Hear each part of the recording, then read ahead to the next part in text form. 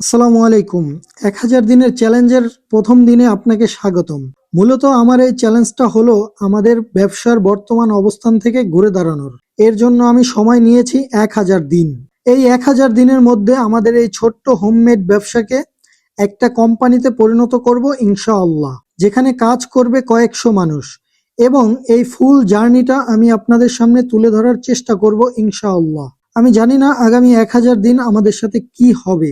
আমরা এই ব্যবসা ধরে রাখতে পারবো কিনা তাও জানি না। তবে এতটুকু বিশ্বাস নিজের উপর আছে এবং আল্লাহর উপর ভরসা আছে, যদি আগামী ১০০০ দিন ব্যবসা ধরে রাখতে পারি ইনশাআল্লাহ ভালো ফলাফল আসবে। তো আজ শুক্রবার হওয়াতে আমাদের বাইরে তেমন কোনো কাজ নাই। সারাদিন আমরা প্রোডাকশনের কাজই করেছি।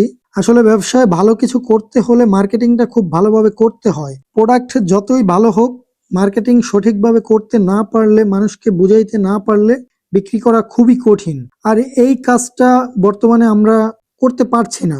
এর অবশ্য বিশেষ কিছু কারণও আছে, যা আগের ভিডিওতে আপনাদেরকে জানিয়েছিলাম। তো গতকাল আমাদের সাথে ব্র্যাক ইউনিভার্সিটি থেকে যোগাযোগ করা হয়েছিল। সেখানে একটা ফ্লো ফেস্টের আয়োজন করা হবে। আমাদেরকে স্টল নেয়ার জন্য কমিটি থেকে বলেছিল। যেতে পারলে আমাদের জন্য খুবই ভালো হইতো। কিন্তু সমস্যা হইল যে পরিমাণ বাজেট লাগবে তা বর্তমানে আমাদের পক্ষে বহন করা সম্ভব না।